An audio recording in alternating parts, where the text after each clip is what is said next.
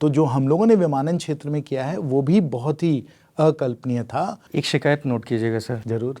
बहुत महंगा कर दिया है किराया आप लोगों ने। देखिए जहाँ तक मान रहे हैं आप? मैं नहीं अनिल जी, नहीं, गलत बात है। मैं आपको बताता हूँ क्यों।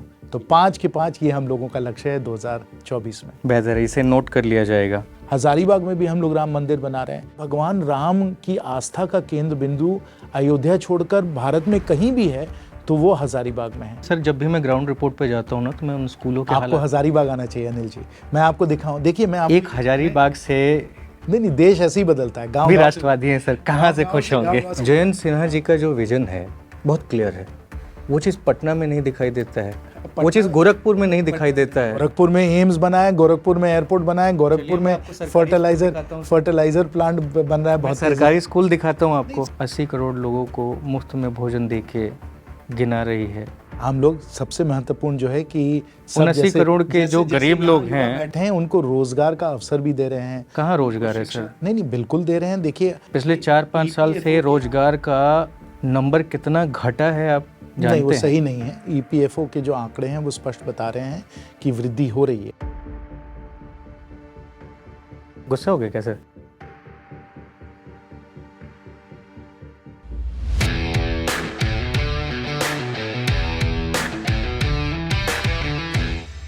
नमस्कार सर, मेरा नाम अनिल शारदा है। नमस्कार अनिल जी। आज हमारे साथ माननीय सांसद जयंत सिन्हा जी हैं, जो कि पूर्व में 2 बड़े मंत्रालयों का कार्यभार आपने संभाला है, वित्त और उड्डयन मंत्रालय। साथ ही आप IIT और हार्वर्ड के छात्र रहे हैं और एक बहुत अच्छा जॉब छोड़ के, एक अच्छी करियर छोड़ के आपने राजनीति में आने का फैसला कर लिया। लेकिन राजनीति में जब आए तो आपने अपने पिता के पुश्तैनी सीट से ही चुनाव लड़ा 2014 में हजारीबाग से, और अब आप 2 बार वहाँ से जीत कर आ गए हैं। चुनाव अगले साल हैं। आगे बढ़ने से पहले जैसे एक टिप्पणी चाहता हूँ कि क्या लगता है अगले चुनाव में क्या होगा? अनिल जी, पहले आपको और आपके सब दर्शकों को झारखंडी जोहार।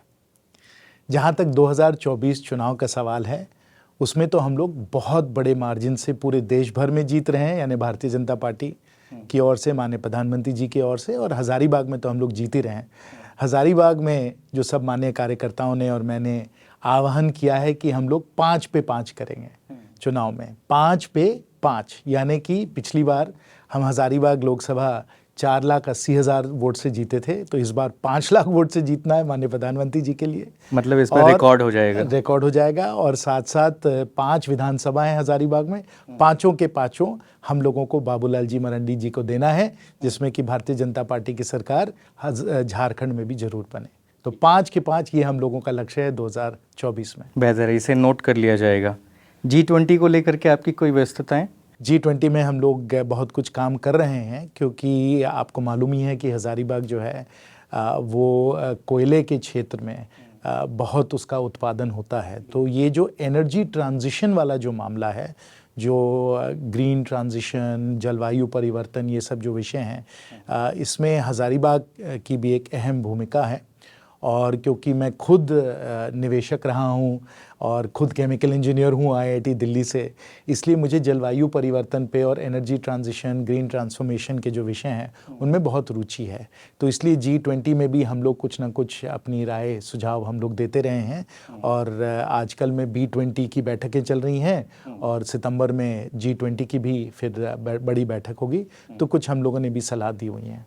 अच्छा, जहाँ तक मुझे जानकारी है कि ये 20 देशों का एक जो समूह है, जिसमें हर देश के वित्त मंत्री और जो सेंट्रल बैंक के गवर्नर्स हैं उनका समूह बैठता है बातचीत करने के लिए, तो जो कि अभी दिल्ली में भी होने वाला है 9-10 सितंबर को। तो एग्जैक्ट उसमें क्या कुछ चीज़ें होती हैं, इस पे अगर आप कुछ बोलेंगे तो 5 मिनट का मेरा कट निकल जाएगा। चलिए अनिल जी, बहुत अच्छा आपने प्रश्न पूछा। देखिए G20 जो है वो विश्व के सबसे प्रमुख जो 20 देश हैं उनका एक ऑर्गेनाइजेशन है।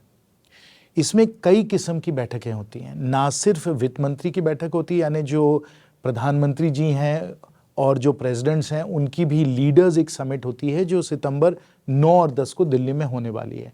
और इस G20 की अध्यक्षता आपको मालूम है कि इस वर्ष भारत कर रहा है, माननीय प्रधानमंत्री जी कर रहे हैं। लेकिन साथ साथ अनेकों बैठक होती हैं। वित्त मंत्रालय की तो बैठक होती ही है, ट्रेड एंड इन्वेस्टमेंट मंत्री हैं उनकी बैठक होती है, जो लोग सांस्कृतिक जो काम करते हैं कल्चर मिनिस्ट्री है उनकी बैठक होती है, आपके जो विदेश मंत्री हैं उनकी बैठक होती है। तो हर मंत्रालय की बैठकें होती हैं और माननीय प्रधानमंत्री जी ने एक बहुत ही बढ़िया निर्णय इसके लिए G20 के लिए इस बार किया हम लोगों की अध्यक्षता में कि और देशों में जब G20 की बैठक होती है तो अधिकांश एक ही शहर में होती है, एक ही शहर को केंद्र बिंदु बना दिया जाता है और सब बैठकें वहाँ होती हैं। माननीय प्रधानमंत्री जी ने कहा कि जो हमारे देश की विभिन्नताएं हैं और देश में सब जो हम लोगों के पर्यटन के सब केंद्र हैं, यहाँ अलग अलग जगह पे बैठकें हों। जैसे अभी सांस्कृतिक जो मंत्रालय है उसकी बैठक अभी वाराणसी में चल रही है। तो वाराणसी तो आपको मालूम ही है कि हम लोगों की विरासत का, हम लोगों की संस्कृति का एक बहुत महत्वपूर्ण केंद्र है। तो ये बैठक हम लोग वाराणसी में कर रहे हैं और वहाँ कितना जो काम हुआ है उसको हम लोग विश्व के सामने उजागर कर सकते हैं। तो इस प्रकार से अलग अलग जगह बैठकें हो रही है। वित्त मंत्री जी की बैठक अहमदाबाद में भी हुई है, बंगलुरु में भी हुई है। तो इस प्रकार से पूरे देश को हम लोगों ने इस G20 के कार्यक्रम में हम लोगों ने जोड़ दिया है। ठीक सर, अब मैं असल इंटरव्यू पे आता हूँ जहाँ से मैंने शुरुआत करने का सोच के रखा है, और इसमें थोड़ी सी कुछ अच्छे किस्से हैं जो आप ज़रूर शेयर करेंगे तो हमें अच्छा लगेगा, हमारे दर्शकों को भी पसंद आएगा कि चंद्रशेखर साहब से आपका जुड़ाव और आपके परिवार का जुड़ाव, आपके पिता का जुड़ाव बहुत रहा है पूर्व प्रधानमंत्री से। और मैं जब रिसर्च कर रहा था तो अपने कुछ पुराने सहयोगियों से बात कर रहा था तो उन्होंने कहा कि यार ये ज़रूर सवाल पूछ लेना कि एक बार उनकी शादी को लेकर के कुछ ये इंडियन इंटरनेशनल सेंटर में उन्होंने स्वागत पार्टी दी थी। नहीं, आप कमाल है कि आपने इतनी पुरानी बात निकाल के आपने बताई, लेकिन बिल्कुल सही है। जब हम लोगों की शादी हुई 1986 में, यानी बहुत बहुत वर्ष हो गए उसके, तब तो उसके बाद हम चले गए थे अमेरिका, चले गए थे IIT के बाद 1985 में ही हम चले गए थे, लेकिन शादी हम लोग की 86 में हुई। और पिताजी बहुत वर्षों से चंद्रशेखर जी के साथ जुड़े हुए थे। तो चंद्रशेखर जी चाहते थे कि एक हम लोगों के लिए एक रिसेप्शन वो करें, और वो इंडिया इंटरनेशनल सेंटर में वाकई हुआ। और मतलब बहुत एक रोमांचक एक समय था, बहुत रोमांचक एक ये रिसेप्शन हुआ था। उनसे जुड़ा कुछ ऐसी याद जो आप चाहें कि बताएं? जुड़ाव तो उनका पिताजी के साथ था और पिताजी उनके साथ बहुत उनका लंबा एसोसिएशन रहा। मेरा तो कम था क्योंकि उस समय हम लोग विदेश में थे, कई वर्ष हम लोग अमेरिका में थे, तो अधिकांश उस समय हम विदेश में ही थे। लेकिन एक तो था चंद्रशेखर जी के साथ कि बहुत ही सुलझे हुए व्यक्ति थे। और जैसे अटल जी भी थोड़ा कम बोलते थे, चंद्रशेखर जी भी कम बोलते थे, लेकिन जब वो आपको अपनी राय देते थे तो एकदम स्पष्ट आपको पता चल जाता था कि बहुत अनुभव और बहुत सोच विचार के आधार पे वो आपको राय दे रहे हैं। तो इस राय को आप बहुत बहुमूल्य समझिए और उसे ज़रूर याद रखिए। और इसलिए जब मैं चंद्रशेखर जी के बारे में सोचता हूँ तो मुझे एक उनकी एक राय याद आती है, एक सुझाव याद आता है कि जब मैंने उनसे पूछा कि चंद्रशेखर जी मैं विदेश जाऊँ नहीं जाऊँ, क्या करूँ, तो उन्होंने कहा नहीं ज़रूर जाओ जयंत, ज़रूर जाओ। लेकिन ये उसी समय 1986 वगैरह की बात, जब हम उसी समय गए थे, तो उन्होंने कहा जरूर जाओ, लेकिन याद रखो ये देश भी तुम्हें कभी बुलाएगा ज़रूर। और फिर आप आ गए, फिर वापस आ गए। चलिए अब खैर अगला सवाल इसी में है कि आप और आपके पिता, जैसा कि आपने बताया पिता ज़्यादा करीब थे और आप भी थे ही, पूर्व प्रधानमंत्री की जो विचारधारा थी, जिस पथ पे वो चलते थे, वो समाजवाद की विचारधारा थी। लेकिन जब आप राजनीति में आए तो आपने समाजवाद की विचारधारा को नहीं पकड़ा, आप सीधा बीजेपी के राष्ट्रवादी और हिंदुत्व विचारधारा के साथ आगे बढ़े। तो इसका चुनाव करते समय आपने क्या सोचा कि मुझे बीजेपी की ही साथ जाना चाहिए, तो क्यों? बीजेपी के साथ तो पिताजी भी जुड़े हुए थे और वहाँ तो आपको मालूम है कि एक मुख्य नेताओं में से पिताजी भी थे भारतीय जनता पार्टी में। लेकिन जहाँ तक मैं अपने राजनीतिक करियर और विचारधारा की बात करूँ, वो शुरू से ही भारतीय जनता पार्टी के साथ जुड़ा रहा है, राष्ट्रवाद से जुड़ा रहा है, हमारी संस्कृति के साथ जुड़ा रहा है। और जो भारतीय जनता पार्टी की विचारधारा है, कि हमें देश को आगे ले जाना है, हमें देश को विश्व गुरु बनाना है, हम अपनी आर्थिक क्षमताओं को हम लोगों को बढ़ाना है, हमें नेशनल सिक्योरिटी पे हमें ध्यान देना है। जो हम लोगों की सभ्यता है, जो हम लोगों की संस्कृति है, उस संस्कृति को हम लोगों को और दुरुस्त और बेहतर बनाना है। ये सब जो भारतीय जनता पार्टी की विचारधारा है, इन्हीं विचारधाराओं से मैं जुड़ा रहा हूँ और ज़िंदगी भर जुड़ा रहा हूँ। और इसलिए जो आज हम लोग माननीय प्रधानमंत्री जी के कुशल और दूरदर्शी नेतृत्व के कारण कर रहे हैं, मुझे लगता है कि मैं क्या, हर भारतीय को आज बड़ा गर्व है। अभी चंद्रयान को हम लोगों ने मून पे उसकी सॉफ्ट लैंडिंग करवाई है, और जैसे लोग कह रहे हैं कि India is on the moon and we are over the moon, तो ये आज के समय परिस्थितियां हैं। और इसलिए हैं क्योंकि हम लोग राष्ट्रवादी सोच के साथ देश को आगे ले जा रहे हैं, देशभक्ति में देश को आगे ले जा रहे हैं, और बहुत अब अमृतकाल में आकर हम लोग एक विकसित भारत बनाने के लिए पूरी तरीके से हम लोग अपनी ऊर्जा दे रहे हैं और प्रेरित हैं। और माननीय प्रधानमंत्री जी ने जो लाल किला के प्राचीर से जो उन्होंने हम लोगों को आह्वान किया है कि मिलजुल कर अगले 24-25 साल में, इस अमृतकाल में हम लोग एक महान देश बनाएं, एक विकसित भारत बनाएं, मैं समझता हूं कि हर भारतीय जो है इससे प्रेरित है। ठीक है सर, इस पे भी मेरे एक सवाल है, मैंने लिख लिया है, उसको बाद में मैं पूछूंगा। थोड़ा सा वापस आपके संसदीय क्षेत्र में जाते हैं, आपके राज्य में चलते हैं। 2 बार से आप सांसद हैं, करीब 9.5 साल हो गए। तो आपने झारखंड को बहुत अच्छे से अब देख लिया है, समझ लिया है। और मैं झारखंड के माटी का ही हूँ। मेरा खुद का जन्म गिरिडीह में हुआ, और गिरिडीह उस समय एक सब डिवीज़न था हज़ारीबाग ज़िले का, तो इसलिए मैं कहता हूँ कि मेरा जन्म हज़ारीबाग में ही हुआ और मेरा बचपन भी हज़ारीबाग, रांची, दुमका, पटना यहाँ गुजरा है। तो इसलिए मैं उसी माटी का हूँ, उसी जगह का भी हूँ। तो हज़ारीबाग और झारखंड में आपको क्या मुख्य समस्याएं नज़र आती हैं? देखिए, समस्याएं तो अनेक हैं।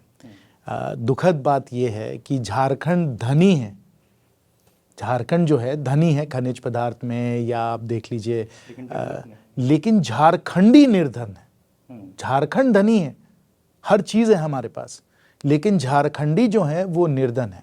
और निर्धन है क्योंकि हम लोगों को सही सरकार नहीं मिल पाई है। माननीय रघुवर जी की जब सरकार थी तो 5 साल में हम लोगों ने झारखंड का कल्याण कर दिया। मैं बहुत सारी योजनाओं के बारे में आपको बता सकता हूँ, लेकिन जब से ये जेएमएम कांग्रेस इस महागठबंधन की सरकार आई है, तो जो हम लोग आगे बढ़ रहे थे वो अब हम लोग 10 साल पीछे हो गए, क्योंकि ये सिर्फ लूट और झूठ की सरकार है, लूट और झूठ की सरकार। और आज जो झारखंड की परिस्थितियां हैं अत्यंत दयनीय है, अत्यंत दयनीय है। सब जगह भ्रष्टाचार नजर आ रहा है, विधि व्यवस्था यानी कानून व्यवस्था एकदम चौपट हुई पड़ी है, कोई निवेश नहीं हो रहा है, रोजगार का सृजन नहीं हो रहा है। तो बहुत ही दयनीय परिस्थितियां हैं। और हमारे जैसे लोग जो झारखंड को अपना कर्म भूमि, क्या अपनी जन्मभूमि सब कुछ मानते हैं, हम लोगों को तो आंख में आंसू अभी दिख रहे हैं। क्योंकि किसी भी, मैं अपने बहन के पास जाऊं वो अपने को असुरक्षित मानती है, किसी में अपना युवा मित्र के पास जाऊं तो कह रहा है कि मेरे भविष्य में मेरा क्या होगा, किसी भी सज्जन के पास जाऊं बोल रहे हैं कि हम लोग क्या करें जब सब जगह गोलियां चल रही हैं, दिन दिहाड़े चाकू से लोगों को मारा जा रहा है, गोली से लोगों को मारा जा रहा है। ये स्थिति आज झारखंड में आ गई है। पिछड़ा हुआ राज्य था, रघुवर जी के समय, भारतीय जनता पार्टी के समय, डबल इंजन की सरकार के समय हम लोग आगे बढ़े, लेकिन अब फिर हम लोग बैक होते चले जा रहे हैं। अत्यंत दुख का मामला है। लेकिन अगर भारतीय जनता पार्टी की सरकार आती है माननीय बाबूलाल मरंडी जी के नेतृत्व में, तो हम लोग एक दूसरा ही विजन लाएंगे। और वो विजन माननीय प्रधानमंत्री जी का विजन है, जो उनका मूल मंत्र है, सबका साथ, सबका विकास और फिर सबका विश्वास। ये हम लोगों का मूल मंत्र है। और ये विजन तो हम लोगों ने देश में उसको सिर्फ विजन, उसको मूल मंत्र नहीं माना, उसको एक वादा माना, और अब हकीकत हो गया है। तो वही हम लोग झारखंड में भी करना चाहते हैं। वैसे सर, अभी स्थिति ऐसी है कि ना सबका साथ है, और विकास तो खैर जितना हो रहा है ठीक है, विश्वास कम हो रहा है। चलिए, वो आपका कहना है, हमको तो सब जगह मोदी में ही नज़र आ रहा है, भारतीय जनता पार्टी। आपका विजन क्या है हजारीबाग के लिए? हजारीबाग को देखिए, हम लोग एक झारखंड का केंद्र बिंदु बनाना चाहते हैं। वो आर्थिक रूप से भी केंद्र बिंदु बने, वो धार्मिक रूप से भी केंद्र बिंदु बने, और वो विद्या के रूप में यानी शिक्षा के रूप में भी केंद्र बिंदु बने। मैं तीनों के बारे में बताऊंगा। आपको मालूम ही है कि अब जो कोयले का उत्पादन हो रहा है, काफ़ी कुछ धनबाद से शिफ्ट होकर अब हजारीबाग आ गया है। तो हम लोगों को कोयले का खनन जो है वो हम लोग तेज़ी से कर रहे हैं, और बहुत बड़े पैमाने पे अब होने लगा है। तो उससे दिक्कत तो हुई है, इसमें कोई दो राय नहीं है। विस्थापन के मुद्दे हैं, ट्रैफिक के मुद्दे हैं, प्रदूषण के मुद्दे हैं, लेकिन साथ साथ आज जो हमारे बाज़ारों में चमक है, जो रौनक है, वो इसलिए है क्योंकि कोयले के कारण हम लोगों को रॉयल्टी भी मिलती है, हम लोगों को खर्चा पानी भी मिलता है। साथ साथ, और ये मेरा एक चुनावी वादा था जिसको हमने पूरा किया, हमने कहा कि हज़ारीबाग से सिर्फ कोयला नहीं जाएगा, हज़ारीबाग से सिर्फ कोयला नहीं जाएगा, हज़ारीबाग से बिजली भी जाएगी। और इसलिए रघुवर जी के समय हम लोगों ने पतरातू थर्मल पावर प्लांट को बदलकर हम लोगों ने 20,000 करोड़ का निवेश, अनिल जी, 20,000 करोड़ का हम लोगों ने निवेश किया। इतना बड़ा निवेश झारखंड में कभी नहीं हुआ था, ना हुआ है। उसके बाद में 4,000 लोगों को हम लोगों ने वहाँ रोज़गार दिलवा दिया है। 4,000 मेगावाट का वहाँ हम लोग पावर प्लांट बना रहे हैं। तो कोयला नहीं, बिजली हम लोग वहाँ उत्पादन उसका करेंगे, वहाँ से भेजेंगे। पूरी झारखंड में बिजली की जो अभी चौपट व्यवस्था है उसको बेहतर बना देंगे, देश को दिया जाएगा। तो आर्थिक रूप से एक्चुअली बिजली की चौपट व्यवस्था नहीं है, प्रधानमंत्री नरेंद्र मोदी जी के आने के बाद। नहीं, वो झारखंड की मैं बात कर रहा हूँ, हज़ारीबाग की मैं बात कर रहा हूँ। वहाँ तो चौपट व्यवस्था है ही। अब मेरे ही हमको ही बिजली नहीं मिलती, मैं अभी आ रहा हूँ हज़ारीबाग से, कल बिजली नहीं थी। तो इसलिए आर्थिक रूप से, चाहे वो थर्मल पावर प्लांट हो, चाहे वो कोयले का खनन हो, चाहे वो हाईवे हो, चाहे वो मेडिकल कॉलेज हो, इन सब चीज़ों में आर्थिक रूप से हम लोग क्षेत्र की तरक्की चाहते हैं। दूसरा जो मैंने बताया कि धार्मिक रूप से, देखिए रामनामी का जो जुलूस है वो पहले हज़ारीबाग में ही आरंभ हुआ, 100 वर्ष पहले। तो इसलिए अगर भगवान राम की आस्था का केंद्र बिंदु अयोध्या छोड़कर भारत में कहीं भी है तो वो हज़ारीबाग में है। हम लोगों का शक्तिपीठ भी है राजरप्पा, तो राजरप्पा को हम लोग आगे ले जा रहे हैं। हज़ारीबाग में भी हम लोग राम मंदिर बना रहे हैं। तो इस तरीके से धार्मिक रूप से भी अगर हम लोग देखें तो हज़ारीबाग को हम लोग एक केंद्र बिंदु झारखंड का बना सकते हैं। तीसरी बात जो है वो है शिक्षा। विनोबा भावे विश्वविद्यालय जो है वो झारखंड का सबसे बड़ा विश्वविद्यालय, सबसे बड़ी यूनिवर्सिटी है। सबसे पुराना कॉलेज झारखंड का सेंट कोलंबस कॉलेज है जो हज़ारीबाग में है। तो इसलिए शिक्षा के बढ़िया सी बढ़िया संस्थाएं हम लोगों के यहाँ हैं, स्कूल हमारे पास बहुत अच्छे हैं। तो सब जगह से, चतरा से, कोडरमा से, लोहरदगा से, धनबाद से भी लोग हज़ारीबाग आते हैं पढ़ने लिखने के लिए। तो वो हम लोग जो है और भी उसको बेहतर बनाए। हमने मेडिकल कॉलेज और अस्पताल, विश्व स्तरीय मेडिकल कॉलेज और अस्पताल मैंने अपने पहले कार्यकाल में स्थापित किया। अब मेरा विज़न है कि हम लोग एक नॉलेज सिटी बनाएं। इधर मेडिकल कॉलेज है, इधर यहाँ विनोबा भावे विश्वविद्यालय, इन दोनों के बीच 50 एकड़ है। हमने कहा है कि इसको नॉलेज सिटी बनाएं और बढ़िया से बढ़िया और शिक्षा की संस्थाएं हम लोग वहाँ लाएं। वहाँ आईटी सर्विसेज की कंपनीज का कैंपस भी आ सकता है। तो हज़ारीबाग के जो युवा हैं उनको एक रोज़गार का भी बढ़िया स्रोत भी मिल जाए। जो पलायन हो रहा है, जो लोग बेंगलुरु जा रहे हैं, दिल्ली जा रहे हैं, गुड़गांव जा रहे हैं, हैदराबाद जा रहे हैं, उनको जाने की ज़रूरत ही नहीं होगी। हम लोग नॉलेज सिटी बनाकर इन सब चीज़ों के द्वारा हज़ारीबाग को, जैसे मैंने कहा, आर्थिक रूप से भी इसके द्वारा केंद्र बिंदु बनाएंगे। तो ये विज़न है।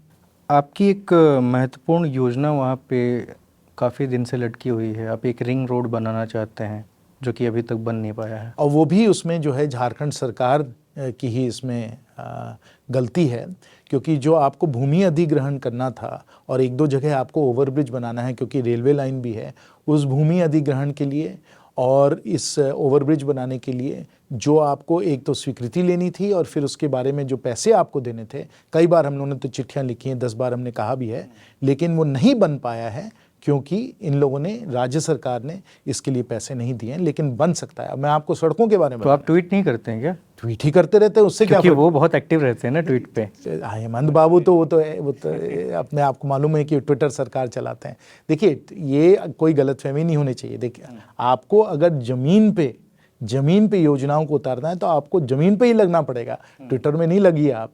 हम लोग के बचपन में अनिल जी, रांची से हज़ारीबाग आना 5-6 घंटे का रास्ता था, बहुत बुरी हालत थी, आपको शायद याद ही होगा।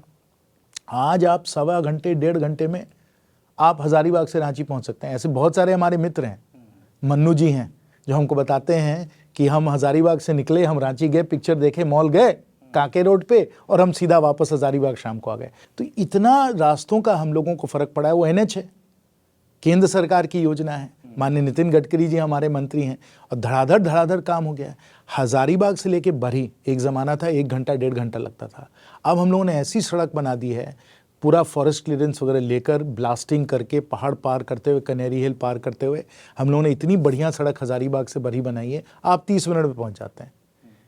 तो इसलिए सड़कों के जो जाल बिछाया है हम लोगों ने एनएच का, वो अकल्पनीय है। और साथ साथ लोगों को अभी पूरी तरीके से मालूम नहीं है, लेकिन जो सुपर हाईवे वाला जो काम हो रहा है, बनारस से लेकर कलकत्ते तक सुपर हाईवे का काम हो रहा है, उसमें हज़ारीबाग और रामगढ़ दोनों ज़िले आने वाले हैं।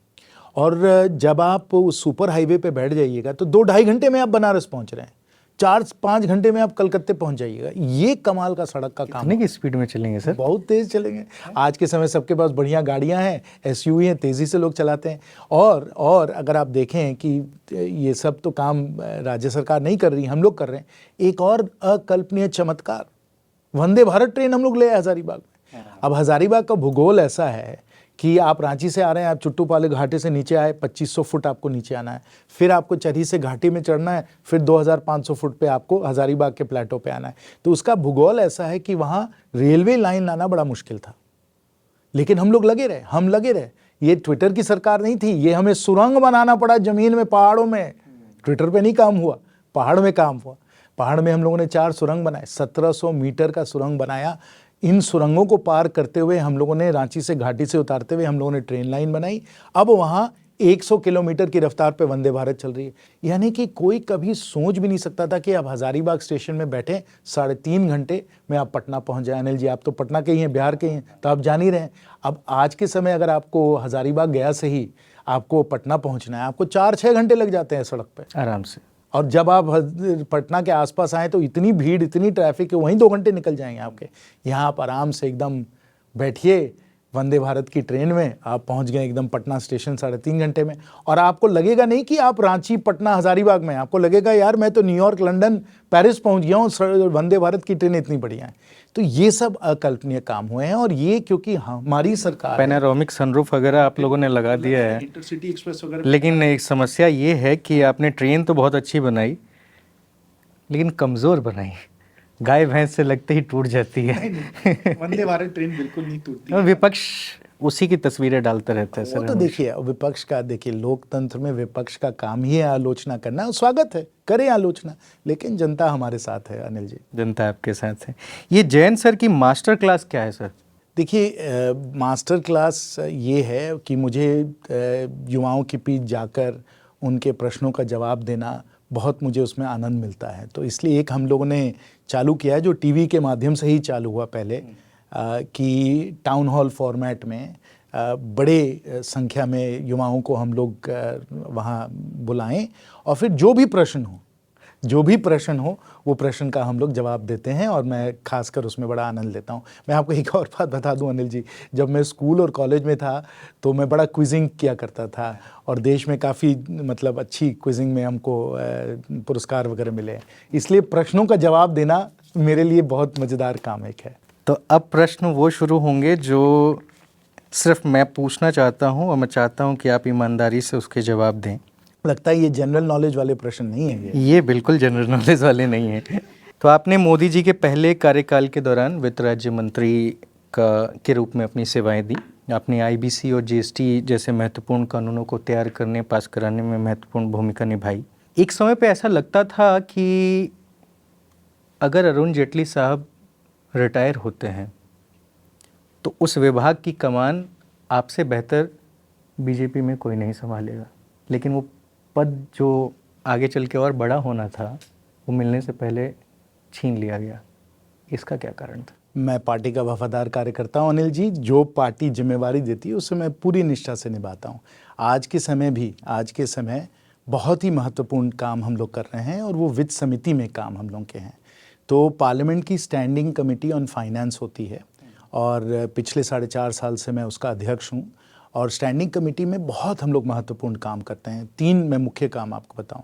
पहली बात तो ये है कि जो भी वित्तीय कानून होते हैं, जो मिनिस्ट्री ऑफ फाइनेंस से जुड़े हुए हैं, स्टैटिस्टिक्स एंड प्रोग्राम इम्प्लीमेंटेशन से जुड़े हुए हैं, कॉर्पोरेट अफेयर्स से जुड़े हुए हैं, नीति आयोग से जुड़े हुए हैं, ये सब जो कानून हैं वो हम लोगों की समिति में आते हैं, और कानून को हम लोगों को उसका अच्छी तरीके से निरीक्षण करके जो भी संशोधन करना हो उसको फिर हम लोग सदन में प्रस्तुत करते हैं। आप शायद चौथी बार उसके चेयरमैन बने। जी। तो एक तो ये है कानून को बनाना। दूसरा काम कि बहुत सारे ऐसे विषय हैं जिस पे हम लोग अपनी नीतियों को और बेहतर बना सकते हैं।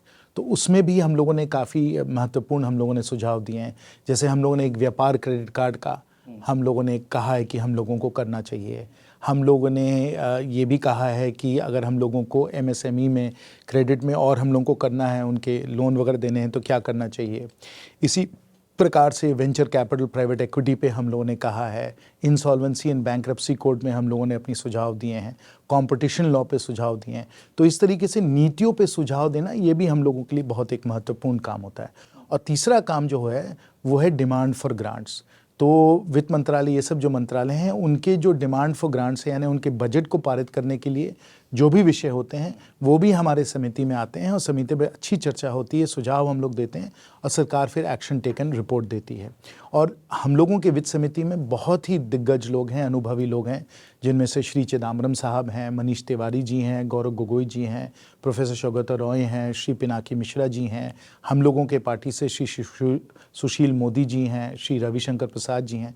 तो बहुत अनुभवी वरिष्ठ हम लोगों के सदस्य हैं।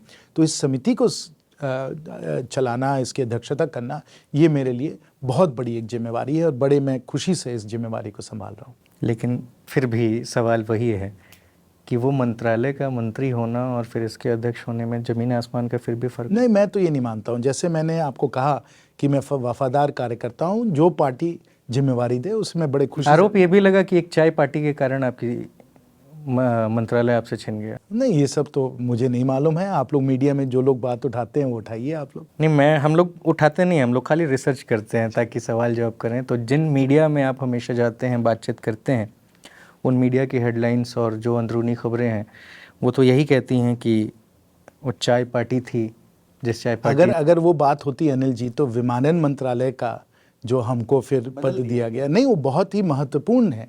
क्योंकि देखिए, आज के समय अगर हम लोग विमानन मंत्रालय को देखें, और जैसे माननीय प्रधानमंत्री जी ने कहा है कि विमानन क्षेत्र में हम लोगों ने हवाई चप्पल वालों को हवाई जहाज में बैठा दिया, और वहाँ चाहे हम लोग उड़े देश का आम नागरिक उड़ान योजना की बात करें, चाहे एयर इंडिया के प्राइवेटाइजेशन की बात करें, या एयरपोर्ट में और जो हम लोगों ने सुधार लाया उसकी बात करें, डिजी यात्रा की बात करें, तो जो हम लोगों ने विमानन क्षेत्र में किया है वो भी बहुत ही अकल्पनीय था। और हम लोगों ने पूरे विमानन क्षेत्र को ही एकदम मतलब उसको कायाकल्प उसका हम लोगों ने कर दिया है। तो ये बहुत बड़ा अधिकार क्षेत्र है और आज आप सब लोग उसका फ़ायदा उठा रहे हैं, क्योंकि सब जगह हम लोगों ने, जैसे माननीय प्रधानमंत्री जी ने कई बार कहा है कि हम लोगों ने एयरपोर्ट जो थे 72 एयरपोर्ट थे उनको 144 कर दिया है। तो ये बहुत बड़ा एक हम लोगों को एक अवसर मिला था। एक शिकायत नोट कीजिएगा सर, जरूर, बहुत महंगा कर दिया किराया आप लोगों ने। देखिए, जहाँ तक मान रहे हैं आप? मैं नहीं अनिल जी, नहीं, गलत बात है। मैं आपको बताता हूँ क्यों। क्योंकि आपको अगर जो हवाई जहाज़ के जो भाड़े हैं उसको आपको विश्व के सब जो भाड़े हैं उनके मुकाबले देखना चाहिए। और अगर वो तुलना करें अनिल जी, तो अभी भी भारत में जो आपके भाड़े हैं वो विश्व में सबसे कम भाड़े हैं, पहली बात। दूसरी बात कि जो भाड़े आपके होते हैं वो सीधा जो तेल का जो भाव है और जो इंटरेस्ट रेट्स हैं उसके आधार पे बनते हैं। तो जैसे जैसे विश्व के बाज़ार में तेल का भाव बढ़ता है या इंटरेस्ट रेट्स बढ़ते हैं, ब्याज का दर बढ़ता है, वैसे वैसे भाड़े भी बढ़ते हैं। लेकिन अगर आप हम लोगों के एयरलाइंस की एफिशिएंसी देखें कि कितने किफ़ायती तरीके से वो अपने पूरे एयरलाइन को चला सकते हैं, पूरे विश्व में कोई एयरलाइन नहीं है जो इनका मुकाबला कर सकती। इसलिए बहुत बेहतरीन तरीके से हमारे एयरलाइंस सब चल रही हैं। लेकिन अगर विश्व में तेल का भाव बढ़ता है, इंटरेस्ट रेट्स बढ़ते हैं, तो ज़रूर स्वाभाविक है कि भाड़े भी बढ़ सकते हैं। लेकिन तब भी अगर आप 30 दिन पहले बुकिंग कर लीजिए। तेल से एक और चीज़ आया कि इसको थोड़ा सा लंबा खींच सकते हैं इस सवाल को। अभी भारत में जो कच्चा तेल है वो कितने रुपए प्रति लीटर बैरल चल रहा है? नहीं, वो लगभग अलग अलग स्रोत से अलग अलग भाव में मिल रहे हैं। लेकिन मोटा मोटी आप पकड़ लीजिए कि $80 पर बैरल, $80 पर बैरल हम लोगों का लगभग एवरेज में हम लोगों का खर्चा लगता है। उस हिसाब से पेट्रोल के दाम आपको नहीं लग रहा है कि महंगे हैं? पेट्रोल का दाम अगर देखिए आप उसको इन्फ्लेशन एडजस्टेड देखें, क्योंकि महंगाई भी है, वो 5-6% महंगाई का दर जो है वो बढ़ता चला गया है। और अगर हम लोग देखें तो पिछले 8-10 वर्षों में जो पेट्रोल का प्राइस है वो 80-90 रुपये से लेकर 100 रुपये तक गया है। लेकिन जो महंगाई का दर है, इन्फ्लेशन जो है, इन्फ्लेशन तो इससे बहुत ज़्यादा हुआ है। तो इसलिए रियल टर्म्स में अगर हम लोग इन्फ्लेशन एडजस्टेड देखें तो तेल का भाव है, मतलब जो आपका 120 तक भी गया है सर। नहीं गया तो है, क्योंकि फिर विश्व में भाव भी बढ़ जाता है तो वो तो होता ही है। लेकिन मोटा मोटी अगर आप देखें तो जिस प्रकार से हम लोगों ने महंगाई पे नियंत्रण और लगाम लगाए रखा है वो भी एकदम ही अतुल्य है। कांग्रेस बार बार कहती है कि जिस दौरान 110 रुपये प्रति बैरल चला गया था हमारे यहाँ, उस दौरान भी 75 रुपये से ज़्यादा पेट्रोल हमारे देश में नहीं बिका।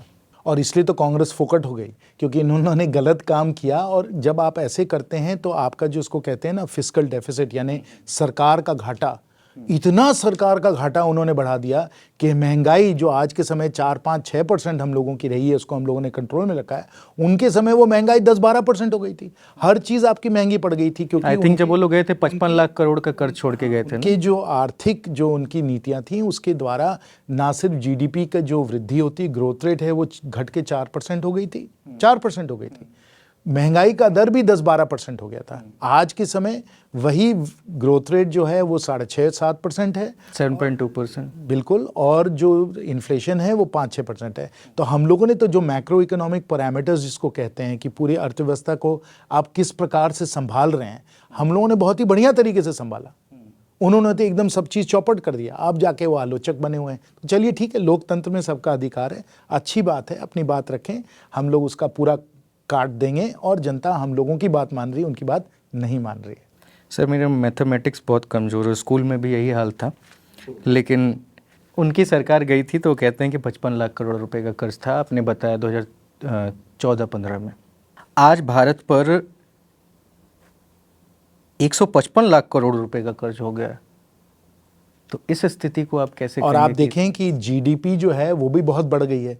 तो इसलिए सिर्फ एब्सोल्यूट नंबर्स जो आप लेके गए ना 55 और 150, इसको आप मत देखिए। 9 साल भी तो बीत गए, 10 साल भी बीत गए, जीडीपी भी तो बहुत बढ़ गई है इस दौरान। तो as a percent of GDP उसको आपको देखना चाहिए। परसेंट ऑफ जीडीपी में कोई ज़्यादा वृद्धि नहीं हुई है, पहली बात। और दूसरी बात, जो थोड़ी बहुत वृद्धि हुई है as a percent of GDP, वो सिर्फ इसलिए हुई है क्योंकि कोविड हुआ भाई। जब कोविड हुआ 3 साल में विश्व में एक ऐसा संकट आया जो 100 वर्षों में नहीं आया था, ऐसा संकट आया। और इस दरमियान मैं तो बताऊं कि और जो देश थे वो तो छप्पड़ फाड़ के उन लोगों ने घाटे पे सरकार चलाई, छप्पड़ फाड़ के घाटे पे सरकार चलाई। लेकिन माननीय प्रधानमंत्री जी ने बहुत ही कुशलता से अर्थव्यवस्था को संभाला और हम लोगों का घाटा बढ़ा, सही है बढ़ा, लेकिन बहुत ही प्रूडेंटली, बहुत सोच समझ के सुलझे हुए तरीके से इसको थोड़ा सा बढ़ाया गया। क्योंकि उस समय सब लोगों को, जैसे हम लोगों ने जनधन में सब लोगों को पैसे दिए, हम लोगों ने गरीब कल्याण योजना के तहत 80 करोड़ लोगों को मुफ्त अनाज दिया, जिसमें कि कोई भूखा ना जाए, जिसमें सबको सहयोग मिले, सबको समर्थन मिले। तो इस तरीके से बड़े कुशलता से हम लोगों ने अर्थव्यवस्था को। सर एक बुनियादी सवाल पूछूं, मतलब आप मुझे ये समझिएगा कि एकदम अनजान लड़का है जो कि देश के एक छोटे से जिले से और अरे नहीं, राज्य से आता है, मैं भी छोटे से जिले से समझना चाहता है कि स्थितियाँ क्या हैं। हैं। मैं ये पूछना चाहता हूँ कि कोई भी सरकार 80 करोड़ लोगों को मुफ्त में भोजन दे के गिना रही है, उससे ज़्यादा वो क्या दे रही है?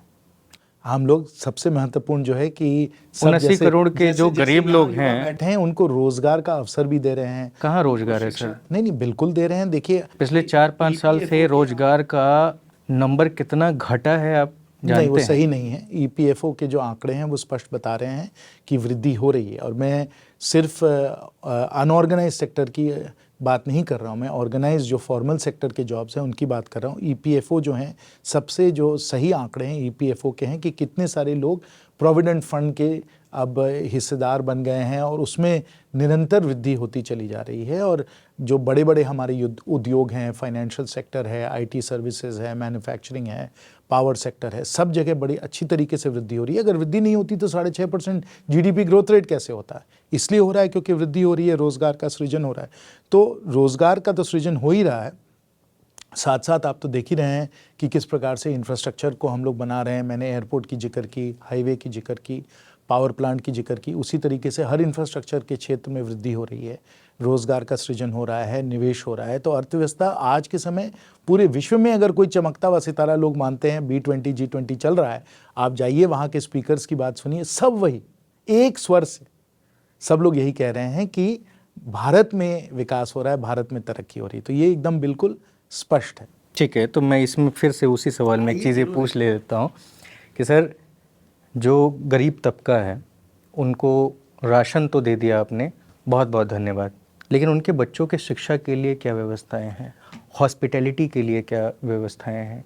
अगर मैं हज़ारीबाग की ही बात करूं, क्योंकि एकदम ज़मीनी स्तर की बात है, देश के तो आप देश की भी बात कीजिए। मैं हज़ारीबाग की बात करूंगा, फिर मैं देश पे आता हूं। देखिए, हज़ारीबाग में हम लोगों को एक बहुत बड़ी एक योजना हम लोग चलाए हैं, और वो है जिला खनिज मत। क्योंकि कोयले का खनन हो रहा है, वहाँ हम लोगों को रॉयल्टी भी मिल रही है। तो हज़ारीबाग और रामगढ़ जो हमारे 2 ज़िले हैं, कुल मिलाकर करीब 250-300 करोड़ हम लोगों को सालाना मिल रहा है सामाजिक कल्याण के लिए, इंफ्रास्ट्रक्चर के लिए। और उसमें विशेष ध्यान मैंने दिया है सामाजिक कल्याण में शिक्षा के लिए। और शिक्षा के लिए 2800 आंगनवाड़ी केंद्र हैं, उनका सुधार हो रहा है। हर स्कूल में हम लोग बाउंड्री वॉल बना रहे हैं। जो हाई स्कूल हैं वहाँ हम लोग कंप्यूटर दे रहे हैं, वहाँ हम लोग ट्यूटरिंग के लिए टीचर और ट्यूटर को हम लोग रख रहे हैं। तो स्वास्थ्य केंद्रों में हम लोग सुधार ला रहे हैं, वहाँ हम लोग स्वास्थ्य केंद्रों में टीचर, नर्स, डॉक्टर करीब 200-250 हम लोगों ने ऐसे स्टाफ की हम लोगों ने बहाली की है। तो आपको ये बता रहा है कि अगर हम हज़ारीबाग का ही अगर हम लोग देखें कि किस प्रकार से वहाँ खनन की तरक्की हो रही है, बिजली की व्यवस्था की तरक्की हो रही है, स्वास्थ्य में तरक्की हो रही है, तो रोजगार कितने लोगों को इस तरीके से मिल रहा है। ये तो हज़ारीबाग का। जयंत सिन्हा जी का जो विजन है बहुत क्लियर है। वो चीज़ पटना में नहीं दिखाई देता है, वो चीज़ गोरखपुर में नहीं दिखाई देता है। गोरखपुर में एम्स बना है, गोरखपुर में एयरपोर्ट बना है, गोरखपुर में फर्टिलाइजर प्लांट बन रहा है, बहुत सरकारी स्कूल दिखाता हूँ आपको। सब जगह जहाँ जहाँ हम लोग न्यू एजुकेशन पॉलिसी के तहत हम लोग स्कूलों में बेहतर व्यवस्था बना सकते हैं। प्रधानमंत्री जी का PM श्री स्कूल का एक योजना हम लोगों की चली है कि 1-1 करोड़ एक स्कूल को दें, हाई स्कूल को दें, जिसमें कि उस स्कूल में हर व्यवस्था। मैंने ये सवाल सिर्फ आपसे नहीं पूछा है, मैंने अभी हाल ही में कांग्रेस के प्रवक्ता आए थे, उनसे भी मैंने पूछा था कि राजस्थान में आपने कहा, राहुल गांधी खड़े होकर बोल रहे हैं कि इतने इंग्लिश स्कूल बना दिए 1600 कुछ वगैरह, कहाँ बच्चे आ रहे हैं, कौन सी पढ़ाई हो रही है, उन टीचर्स तो आपको मिल नहीं रहे हैं, स्किल डेवलपमेंट आप करा नहीं रहे हैं। लेकिन सब जब आप बैठे हैं तो मैं वही चीज़ समझना चाहता हूँ। नहीं, बिल्कुल समझिए। और मैं आपको जो हम लोगों के जो ट्रेनिंग के जो प्रोग्राम चल रहे हैं उसके बारे में भी मैं बताना चाहता हूँ कि बड़े पैमाने पे हम लोग लोगों की कुशलताओं को बढ़ा रहे हैं, उनकी ट्रेनिंग के लिए हम लोग पैसे दे रहे हैं, हम लोग उनका सामर्थ्य बढ़ा रहे हैं। और इस प्रकार से बहुत सारे युवा जो हैं जिनको ट्रेनिंग और अप्रेंटिसशिप मिली है, उनको भी रोज़गार मिल रहा है। जो हम लोगों ने मेडिकल कॉलेज खोले हैं वो भी अतुल्य हैं, क्योंकि अब हर ज़िले में मेडिकल कॉलेज खुल रहे हैं। तो जहां हम लोगों के पास डॉक्टर की कमी थी, अब वो डॉक्टरों की कमी नहीं हो रही है, नर्सेज के कॉलेज बढ़ रहे हैं। तो देखिए, अगर रोज़गार का सृजन करना है, अगर हम लोगों को चाहिए कि लोग फॉर्मल सेक्टर में आके बढ़िया बढ़िया नौकरी करें, अपने कुशलता के आधार पे नौकरी करें, तो एजुकेशन में भी तो वृद्धि होनी चाहिए, एजुकेशन में भी तो सुधार होना चाहिए। और वो मेडिकल कॉलेज के माध्यम से, इंजीनियरिंग कॉलेज के माध्यम से, यूनिवर्सिटियों के माध्यम से, न्यू एजुकेशन पॉलिसी जो है उसके माध्यम से ये ट्रेनिंग, ये हम लोग उनको एजुकेशन दे रहे हैं। जब ये एजुकेशन और ट्रेनिंग दे रहे हैं और साथ साथ हम लोगों ने पूरे अर्थव्यवस्था को बिल्कुल लिबरलाइज करा दिया है, निवेश दिलवा दिया है, तो वहाँ फिर उनको अवसर भी मिल जाते हैं। और इसलिए आज हम लोगों का ग्रोथ रेट बढ़ रहा है, इसलिए आज हम लोग पूरे विश्व में एक चमकते हुए सितारे हैं। और हर कोई कह रहा है कि अगर आज आपको फैक्ट्री खोलनी है, आपको कोई ग्लोबल कैपेबिलिटी सेंटर खोलना है, तो उसको भारत में खोलिए। चीन छोड़ छोड़ के लोग भारत आ रहे हैं, इसलिए तो अमृतकाल माननीय प्रधानमंत्री जी इसको कह रहे हैं। यही तो इसीलिए तो ज़रूरी है कि जो भारत के छोटे राज्य या जो भी राज्य हैं, उनके जो ज़िले हैं, जो प्रखंड है, जो पंचायतें हैं, वहाँ पे जो स्कूल्स हैं, वो चाहे प्राइमरी हो, मिडिल हो, हाई स्कूल हो, हाई सेकेंडरी हो, उन सारी चीज़ों में बेहतर से बेहतर व्यवस्थाएं की जाएं। मेरा दुख इसलिए है ना कि सर, जब भी मैं ग्राउंड रिपोर्ट पे जाता हूँ ना, तो मैं उन स्कूलों के आपको हज़ारीबाग आना चाहिए अनिल जी, मैं आपको दिखाऊं। देखिए, मैं एक हज़ारीबाग से नहीं, देश ऐसे ही बदलता है। गांव भी राष्ट्रवादी है सर, गांव से मैं आपको मैं आंगनवाड़ी की कहानी बताना चाहता हूँ, क्योंकि बहुत एक रोचक मामला है और दुखद मामला भी है। देखिए, जब भी हम गांव देहात में घूमते हैं, सब लोगों का कहना है कि सड़क बना दीजिए, जल मीनार बना दीजिए। लेकिन बहुत कम ऐसे लोग हैं, मेरी बहनें जो हैं वो आती हैं, वो कहती हैं कि आंगनवाड़ी केंद्र आप बेहतर बनाइए। लेकिन कौन से ऐसे नेता हैं जो आंगनवाड़ी केंद्रों पे ध्यान देते हैं? नेता भले कोई सड़क बना दे, कोई पुल बना दे, नेता भले देख ले कि भाई मेरा ठेका यहाँ से मतलब आप मानते हैं कि कमी है नेताओं में, उनके विजन में? बिल्कुल बिल्कुल नेताओं में कमी है, क्योंकि जब तक हम लोग सामाजिक कल्याण पे ध्यान नहीं देंगे, आंगनवाड़ी केंद्र पे, प्राइमरी स्कूल पे, विश्वविद्यालय पे, जब तक हम लोग वहां ध्यान नहीं देंगे तो देश तरक्की, युवा हमारे तरक्की कैसे कर सकते हैं? आज अगर मैं आपके सामने बैठा हूं तो सिर्फ शिक्षा के आधार पे ना, और तो कुछ नहीं है। बस जो आपने शिक्षा ग्रहण की है, जो आपने अनुभव ग्रहण किया है, उसी के तो आधार पे आप सेवा कर सकते हैं। लेकिन जब तक आप इसको ग्रहण नहीं करिएगा तो आप कैसे तरक्की कर सकते हैं? तो ये जब तक हम हर युवा को ये अवसर न दें तो कहाँ देश आगे बढ़ सकता है? लीक से हट के एक सवाल याद आ गया, उसको पूछने से पहले मैं यहाँ से जान भी लेता हूँ कि कौन सवाल पूछना चाह रहा है। So you've been mentioning a lot about Hazaribagh, uski development, whatever's been happening over there. So what specifically struck me was you mentioned that you're building a Ram Mandir over there. There's so many religions who've been staying here with harmony, but why specifically a Ram Mandir? No, Abhik, that's a very good question. Thank you for asking that. Let me also say that my own Bahu is a Sikh. Her name is Simran Vark. And of course, as far as I'm concerned, I very much believe in our traditions of Vasudeva Kutumbakam. So we are all one family, and we are completely all of us secular. And what is most important is that we all agree as Indians that our constitution and our way of life has to be completely secular. Sarv Dharv Sambhav, right? So that is our approach. Now, we obviously have to be completely inclusive. It doesn't matter to me, what faith you belong to or what you have to do. We have actually a very sizable Sikh population also in Hazaribagh, and we've done many things with the Sikh community there. In fact, the Punjab and Sikh regimental centers are in Ramgarh. Obviously, it doesn't matter which faith you belong to. What matters is that you're a citizen of Hazaribagh, Ramgarh or India for that matter. And it is my sworn duty, Abhik.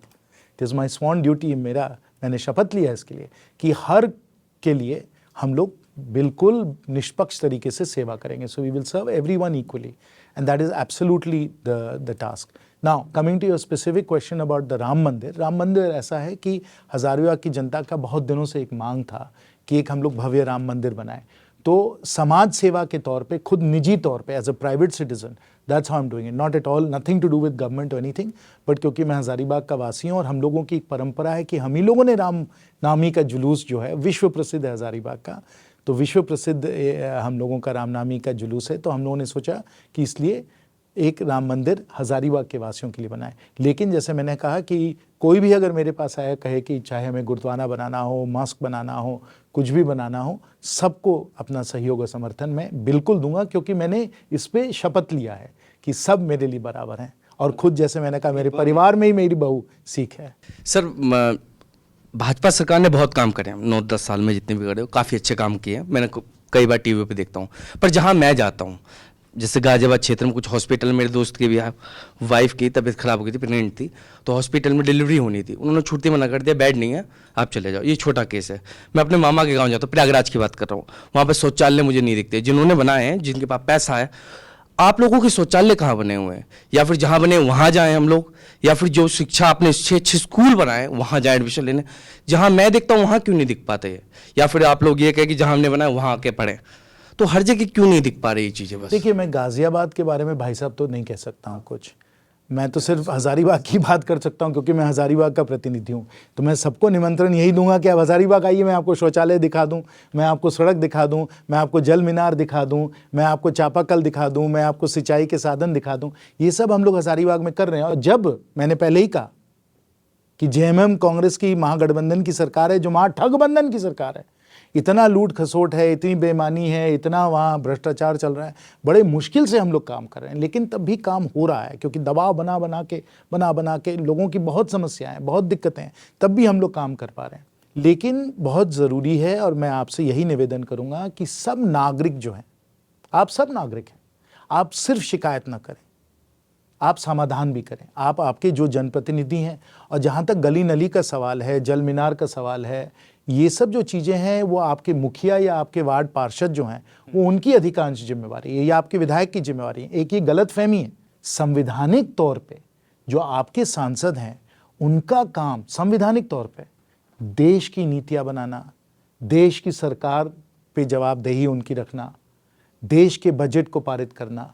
जो गांव देहात और मोहल्ले का काम है वो आपके मुखिया, आपके वार्ड पार्षद, आपके विधायक, उनका काम है। क्योंकि बिजली, सड़क, पानी, स्वास्थ्य, शिक्षा, कृषि क्षेत्र, सब कानूनी व्यवस्था, ये किसका काम है? ये केंद्र सरकार का काम भाई साहब नहीं है। हमारे संविधान को अगर आप देखें तो ये केंद्र सरकार का काम नहीं है, तो राज्य सरकार का काम है। तो आपको अगर जो आपके रोजमर्रा जीवन में जो आपको दिक्कत है, यार मेरा ट्रैफिक बहुत ज़्यादा हो गया है नोएडा में, या यहाँ एयर पोल्यूशन बहुत ज़्यादा हो गया है, इसमें अधिकांश जिम्मेवारी जवाबदेही राज्य सरकार की और स्थानीय जो आपकी सरकार है, आपके अर्बन लोकल बॉडीज़ हैं, आपके पंचायत हैं, उनकी जिम्मेवारी होती है। लेकिन आप कहीं भी जाइए तो आप सांसद को बोल देते हैं कि भाई आपका दोष है, आपकी गलती नहीं।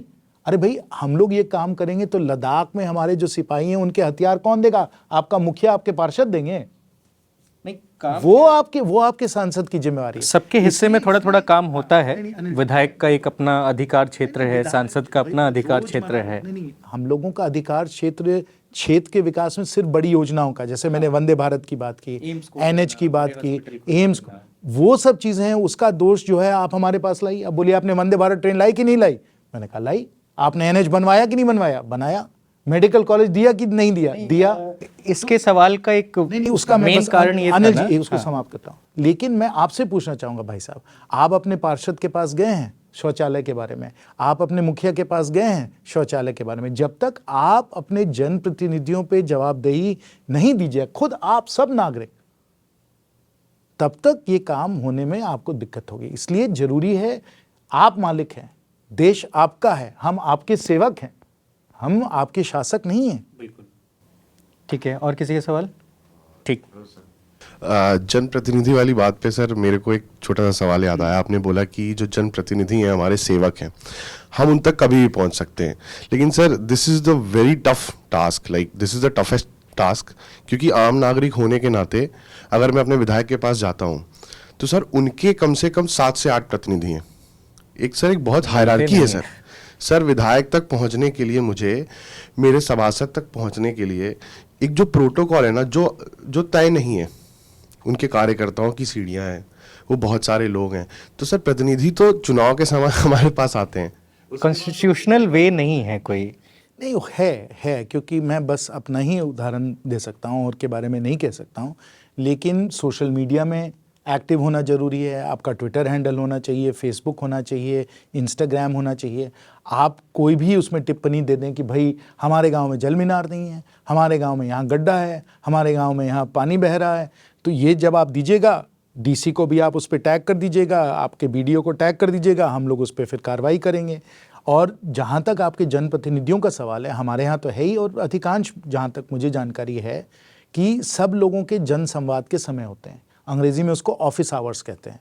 ऑफिस आवर्स में आप किसी से भी जाके मिल सकते हैं, सबको समय मिलता है। हमारे यहाँ जैसे मैंने कहा, सुबह शाम 200-300 लोगों की एकदम समूह बनी रहती है। बहुत सारे लोग आते हैं जो चाहे मुझसे बात रखते हैं, और लंबी लंबी बातें होती हैं, सबसे हम मिलते हैं। उसी प्रकार से जहाँ तक मेरी जानकारी है, खासकर भारतीय जनता पार्टी के सब जो कार्यकर्ता हैं, हम लोग जनसेवक होकर आए हैं, और हम लोग सब लोगों सर बस मेरी यही रिक्वेस्ट है कि being a senior leader and a very good representative, मैं ये चाहता हूँ कि जितने भी हमारे प्रतिनिधि हैं जो आपसे जुड़े हुए हैं, आपकी पार्टी से जुड़े हुए, वो एक्सेसिबल हो जाए हमारे लिए। बस आप बिल्कुल सही कह रहे हैं। मैं सबसे प्रार्थना करूंगा अपने जनप्रतिनिधियों भाइयों और बहनों को, आपका ट्विटर हैंडल होना चाहिए, आपका फेसबुक होना चाहिए, सबकी बात सुनिए, सबसे मिलिए। Thank you so much sir, thank you so much. वापस हम सवाल जवाब पे आते हैं।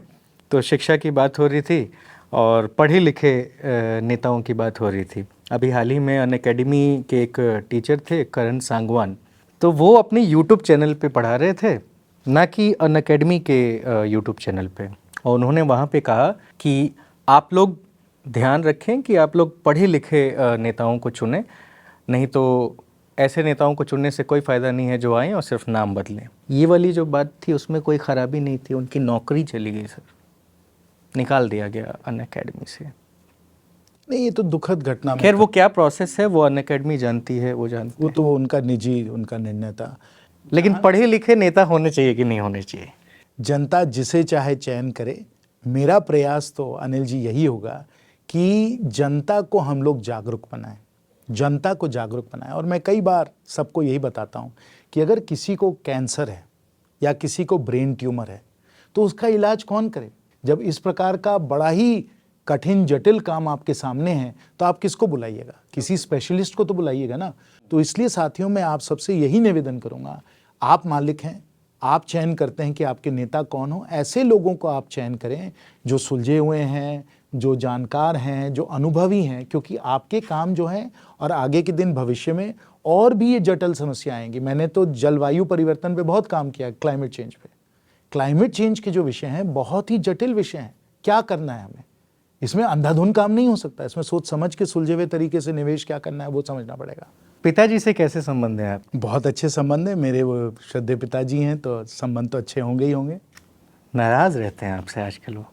नहीं, मुझसे ऐसे नाराज़ नहीं रहते हैं। जो परिस्थितियां हैं उनसे वो नाराज़ हैं। लेकिन जहाँ तक राजनीति का सवाल है, हम लोग कभी राजनीति की चर्चा नहीं करते। वो मेरे पिताजी हैं, उनका मैं सम्मान करता हूं। पिता और पार्टी में चुनाव करने का अगर कभी ऐसा वक्त आए तो आप चुनाव किसका करेंगे? मैं पार्टी का वफादार कार्यकर्ता हूं। मैंने जो अपना दायित्व लिया है, जहाँ तक पार्टी का दायित्व है, उसको मैं पूरी तरीके से निभाता हूं। पिता के प्रति? पिता के प्रति जो पारिवारिक तौर पे मुझे सम्मान देना है, अपनी जिम्मेवारी निभानी है, वो भी मैं पूरा करता हूं। उनको अलग अलग मैं बिल्कुल रखता तो हूं। आपको नहीं लगा कि पिताजी राष्ट्रपति बनने चाहिए? आपने वोट नहीं किया उन्हें। देखिए, मैं भारतीय जनता पार्टी का कार्यकर्ता हूं और मुझे जो पार्टी की जिम्मेवारी मिली है उसको मैंने पूरी तरीके से निभाया है। एक और चीज़ कहा जाता है कि वो कई जगहों पे खुलकर आपकी आलोचना करते हैं, और एक और ये भी चीज़ है कि सितंबर 2017 में मैं कुछ पढ़ रहा था तो फिर आप दोनों का आर्टिकल मुझे मिला तो मैं सोचा पढ़ लूँ। तो यशवंत सिन्हा सर ने लिखा, इंडियन एक्सप्रेस में लिखा था कि I need to speak up now, and the same day आपने एक और टाइम्स ऑफ इंडिया में शीर्षक था, the new economy for new India, fundamental changes put in place for an open, transparent, competitive and innovation driven economy. इस शीर्षक के साथ आपने एक आलेख लिखा। तो कई लोग ये कहता है कि जब जब यशवंत सिन्हा जी किसी भी वेबसाइट के लिए लिखते हैं, किसी बड़े मीडिया संस्थान के लिए कॉलम लिखते हैं, तो भाजपा आपको पीछे से कहती है कि आप तुरंत उनका जवाब लिखें। ये देखिए, मीडिया में आप लोग यही सब जो है सेंसेशनलिज्म करते रहते हैं, सनसनी बातें करते रहते हैं। बिल्कुल गलत है, बिल्कुल गलत है। देखिए, लेकिन ये कई बार हुआ है और वो मीडिया के ही कारण हुआ है, क्योंकि अक्सर क्या होता है कि पिताजी, और जब उस आर्टिकल की भाषा को आप पढ़ेंगे तो बहुत हद तक उनकी चीज़ों को काट रहा होता है। मीडिया जो है, देखिए, उनकी सोच अलग है, मेरी सोच अलग है, वो तो स्पष्ट है। लेकिन मीडिया का है कि भिड़ा दो, क्योंकि उसको लगता है कि इसमें थोड़ा आपके टीआरपी बढ़ेंगे, लेकिन ऐसी कोई बात नहीं है। थैंक गॉड हमारे चैनल पे टीआरपी वाला सीन नहीं है, ऐड नहीं आता है। पिताजी के अपने विचार हैं, मेरे अपने विचार हैं। मैं भी 60 साल का हूँ, मैं भी थोड़ा बहुत दुनिया के बारे में जानता हूँ, तो उनका बहुत गहरा अनुभव है, तो उनके अपने विचार हैं, मेरे अपने विचार हैं। और लोकतंत्र में यही तो बहुत बड़ी खूबी है कि अलग अलग लोग अलग अलग विचार रख सकते हैं और उन विचारों को प्रकट भी कर सकते हैं। This is the beauty of democracy. तो हम लोगों के परिवार में भी बहुत डेमोक्रेसी है। हाँ, लेकिन वो कभी कभी गुस्से में कुछ ज़्यादा आगे निकल जाते हैं, जिसके बारे में मैं बोलूँगा, उसके प्रति एक सवाल है साथ में। लेकिन वापस थोड़ा सा झारखंड पे चलते हैं। तो झारखंड की राजनीति में जो भी लोग रुचि रखते हैं, सब लोगों का यही कहना है कि जयंत सिन्हा जी जो हैं वो 2017 और 18 के दौरान जो 19 के इलेक्शन होने वाले थे, तो उसके पहले वो पूरा प्लान में थे कि क्या ऐसा किया जाए जिससे कि मुख्यमंत्री की कुर्सी मेरी तरफ आ जाए। तो मुख्यमंत्री बनने का आपको ख्वाहिश था, होना भी चाहिए, इसमें कोई ख़राबी बात नहीं है, लेकिन आजकल आप बहुत स्लो हो गए हैं। चलिए, लोग तो बहुत बातें करते हैं। मैं एक चीज़ जानता हूं अनिल जी, और वो स्पष्ट है, मैं भारतीय जनता पार्टी का कार्यकर्ता हूं। जो मुझे जिम्मेवारी मिलती है मैं उसे पूरी निष्ठा से निभाता हूं। मुझे किसी भी पद का कोई मोह नहीं है, मुझे जुनून है। वैसे मोह नहीं है, जुनून है। और जुनून क्या है? मैं देश की सेवा करना चाहता हूँ। और देश की सेवा आप बहुत तरीक़ों से कर सकते हैं, आप अपने विचारों से भी कर सकते हैं, आप लिख कर भी कर सकते हैं। इसलिए सेवा तो मैं करता ही रहूँगा, निरंतर करता रहूँगा, जो पार्टी जिम्मेवारी देगी उसमें भी मैं करता रहूँगा, लेकिन मुझे कोई पद से कोई मोह नहीं है, सेवा का जुनून है। एक किस्सा मुझे याद आ रहा है आपके पिताजी का, आई थिंक 62-63 का है या फिर 69 का है समथिंग, एग्जैक्ट वो साल मुझे याद नहीं है, लेकिन उन्होंने बिहार के किसी मुख्यमंत्री को कह दिया था कि देखो भाई, मैं कभी भी मुख्यमंत्री बन सकता हूँ पर तुम आईएएस नहीं बन सकते हो। तो आपने कभी ये नहीं सोचा कि I am the most eligible candidate for CM? देखिए ना पिताजी मुख्यमंत्री बने ना मुख्यमंत्री आईएएस बने, तो ये तो बोलने वाली बातें होती है अनिल जी। नहीं, ऐसा कुछ नहीं है। देखिए फिर वही आप पद की बात कर लेते हैं। देखिए वो ये सोच ही गलत है। वापस चलते हैं, झारखंड चलते हैं और झारखंड में आपके संसदीय क्षेत्र हजारीबाग में चलते हैं। और एक सवाल मैं पूछता हूं कि क्या आपको 55 वर्षीय अलीमुद्दीन अंसारी याद है? बिल्कुल अच्छी तरह से याद है। उनके केस में अब तक क्या हुआ सर? उनका केस जो है बड़ा कॉम्प्लिकेटेड एक मामला है, लेकिन एक चीज़ मैं स्पष्ट कर दूं कि उनकी लिंचिंग नहीं हुई थी, उनकी लिंचिंग नहीं हुई थी। प्रमाण स्पष्ट हैं कि उनको मारा गया पुलिस स्टेशन में, लेकिन एक हवा बना दिया गया कि उनको भीड़ में मॉब लिंचिंग में मारा गया। ये बिल्कुल वैन से निकाल के उनको लाठी जरूर लगी, लेकिन मेरे पास पूरे प्रमाण हैं और मैंने सब इसका अध्ययन भी किया है कि उनको थाने में ले जाकर उसको वहाँ मारा गया। और जो थाने लोग, में किसने मारा? पुलिस ने मारा क्योंकि वो गौ तस्करी कर रहे थे। उस समय सरकार किसकी थी? सरकार रघुवर जी की थी, लेकिन जो प्रमाण हैं वो बताते हैं कि वो बिल्कुल ठीक ठाक, मतलब काफ़ी हद तक थे। वो गए, थाने में गए और वहाँ फिर उनकी हत्या हुई। तो ये प्रमाण हैं, ये लोग बताते हैं। और जो हमारे घर जो लोग आए वो बिल्कुल निर्दोष थे, और ये हम नहीं कह रहे हैं, ये तो हाई कोर्ट कह रहा है। जब उनका बेल ऑर्डर निकला तो उन लोगों को एकदम निर्दोष साबित किया गया। और मैं एक बात और जोड़ दूं अनिल जी, इसमें कोई कानून अपने हाथ में नहीं ले सकता, कोई हिंसात्मक घटना नहीं होनी चाहिए। और जो कानून अपने हाथ में ले जा रहे हैं वो देश को जंगल राज की ओर ले जा रहे हैं, बिल्कुल गलत कर रहे हैं। ड्यू प्रोसेस होना चाहिए, न्याय होना चाहिए, जुडिशियल प्रोसेस चलना चाहिए। और मैं उसका ये भी प्रमाण आपको दे दूं कि 2018 में जो हुआ उसके बाद कभी कोई बात इस प्रकार की हुई है? कभी इसके प्रकार की बात हुई है? नहीं हुई है, क्योंकि वो बिल्कुल गलत तरीके मीडिया में जो चीज़ें चली, झूठा प्रचार। ठीक है, मैं एक आपकी बात मान लेता हूँ। जो तस्वीरें आई थी, जो वीडियो निकल के आए थे, आपने कहा मैंने मान लिया। मैं आपको अभी तस्वीर दिखा दूं? नहीं, मैं मान लिया। लेकिन सवाल फिर मेरा यहाँ पे ये बनेगा कि उसके परिवार का क्या हुआ?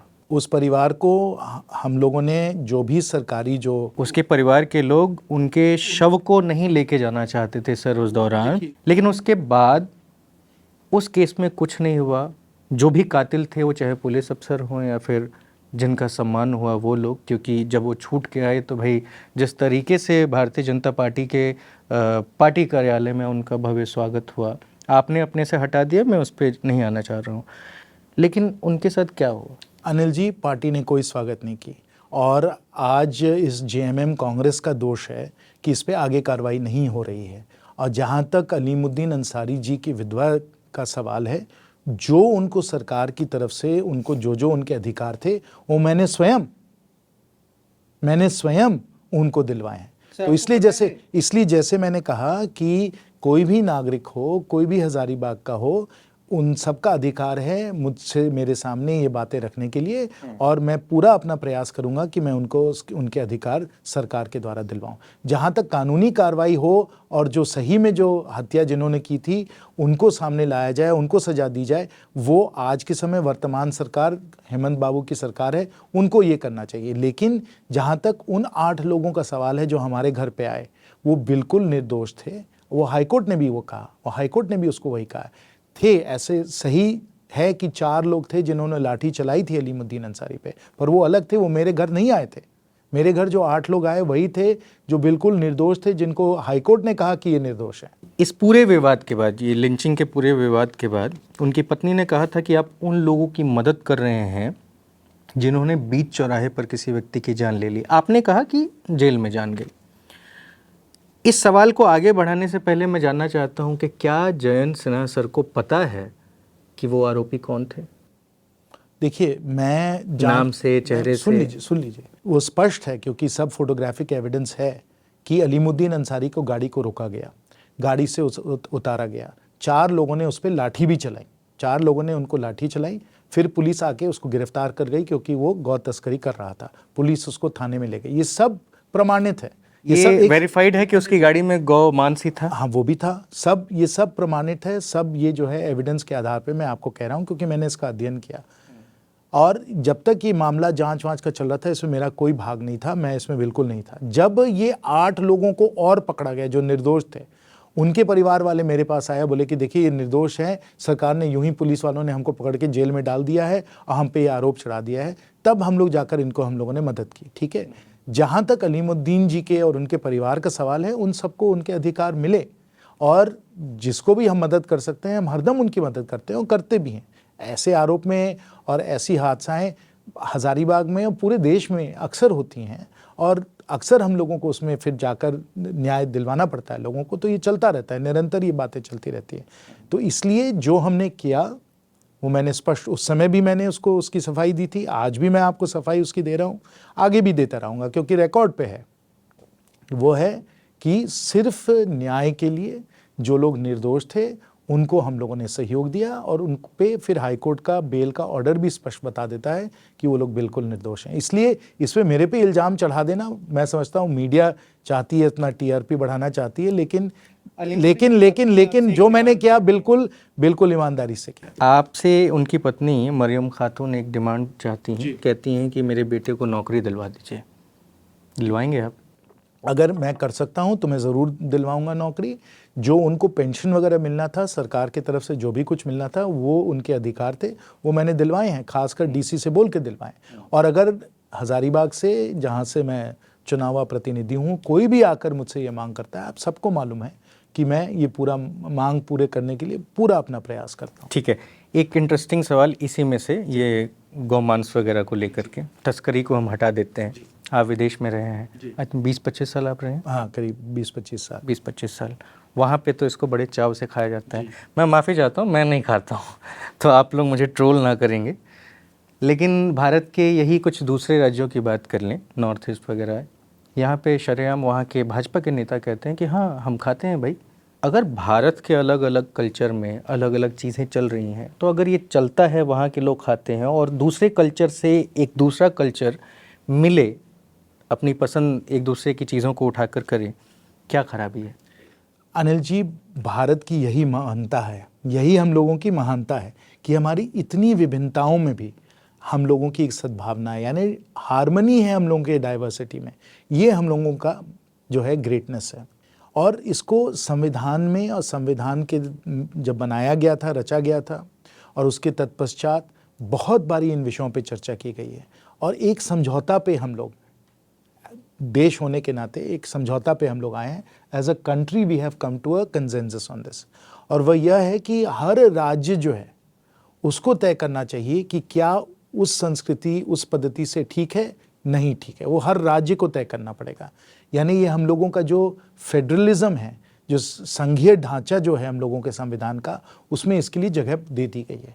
कौन सी भाषा, कौन सा खाने पीने का आपका जो है व्यवहार, वो आपको करना है, इन सब चीज़ों में आप लोगों को अधिकार दिए गए हैं, आपको स्वतंत्रता दी गई है। तो संवैधानिक तौर पे फेडरलिज्म में जो हम लोगों को बनाया गया है कि कुछ राज्य में कोई चीज़ होती है, कुछ राज्यों में कोई और चीज़ होती है। हमारे राज्य में गौ हत्या जो है वो कानून के विरुद्ध है, और अगर कोई गौ हत्या कर रहा है, गौ तस्करी कर रहा है, तो वो गैर कानूनी काम कर रहा है और उसको रोका जाना चाहिए। ये बिल्कुल गलत है। कोई कानून का उल्लंघन इस प्रकार से नहीं कर सकता है, चाहे वो गौ हत्या का मामला हो या कोई भी और कानूनी जो है मामला हो जिसका आप उल्लंघन कर रहे हैं। और मैं क्योंकि बिल्कुल कानूनी व्यवस्था में विश्वास करता हूँ, जंगल राज में कभी विश्वास नहीं कर सकता हूँ, तो मैं पूरी तरीके से कानूनी व्यवस्था को मजबूत बनाकर सही तरीके से उसका अमल होने के लिए मैं खड़ा हूँ। आप पर आरोप लगते हैं कि जयंत सिन्हा भाजपा की सांप्रदायिक विचारधारा का एक बहुत ही पढ़े लिखे चेहरे हैं, आप इसको कैसे देखते हैं? ये तो लोग कहने को तो कुछ भी कहते हैं अनिल जी, बिल्कुल झूठ है। इसको मैं पूरी तरीके से खारिज करता हूँ। मैं क्या, भारतीय जनता पार्टी के सबसे वरिष्ठ नेताओं ने इस शीर्षक के साथ एक भारतीय वेबसाइट पे आर्टिकल छपा है पूरा। छपने दीजिए ना। अरे भाई, ये तो लोकतंत्र है, तो कोई कुछ भी बोल दे, कोई कुछ भी बोल दे।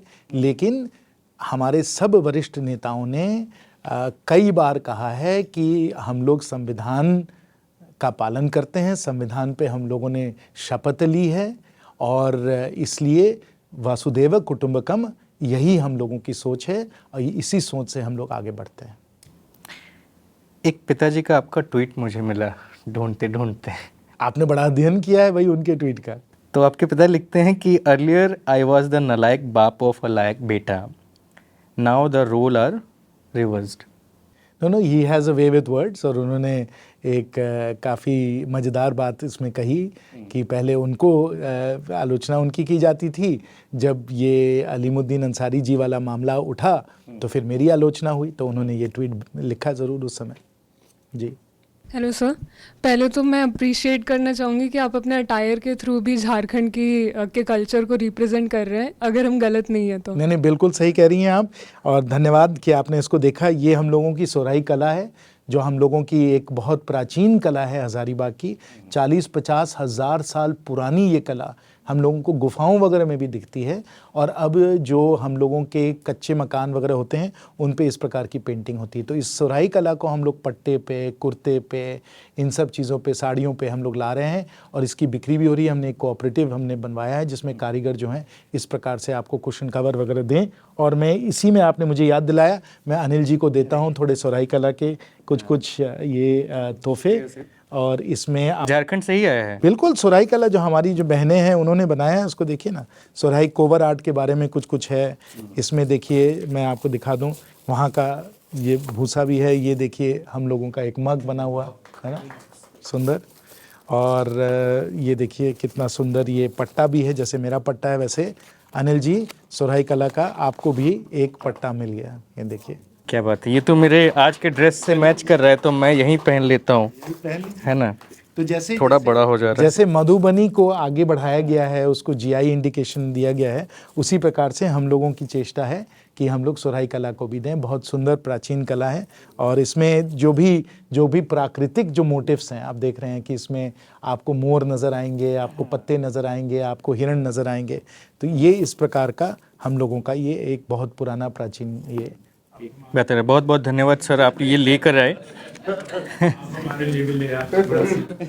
चलिए अभीक जी, हम याद रखेंगे। अर्जुन जी जरा अभीक जी के डिटेल दे लीजिए, सबके डिटेल दे लीजिए, सबको पट्टा दिलवाते हैं। अब मैं सवाल पे आऊँगी। तो मैं एक बहुत ज़मीनी स्तर का सवाल पूछना चाहती हूँ, क्योंकि मैं खुद बोकारो स्टील सिटी में पली बड़ी हूँ। तो मैंने तो पड़ोसी हैं हमारी। हाँ बिल्कुल। तो मेरा जो अनुभव रहा है वहाँ पे, मुझे ऐसा लगता है कि वहाँ पे चाहे किसी की भी सरकार हो, वहाँ पे एक डिवीज़न बेस्ड गवर्नेंस चलता है। डिवीज़न किसमें, जो मूल रूप से झारखंड के हैं और जो आसपास के स्टेट से झारखंड में आए हैं। तो जनता के बीच में एकता है, बट राजनीति के लिए ये डिवीज़न बेस्ड गवर्नेंस मुझे अनुभव हुआ है कि चलता है, जिसके वजह से लोगों का ध्यान डेवलपमेंट पे नहीं होता। तो मैं ये जानना चाहूँगी कि आप किस तरीके से इस डिवीज़न बेस्ड गवर्नेंस को डेवलपमेंट बेस्ड गवर्नेंस के तरफ लेकर जाएंगे। ये आपने बहुत ही महत्वपूर्ण बात बताई, बहुत ही महत्वपूर्ण बात है। और इसलिए क्योंकि देखिए, एक तोड़ने की राजनीति होती है, एक विनाश की राजनीति होती है और एक जोड़ने की और विकास की राजनीति होती है।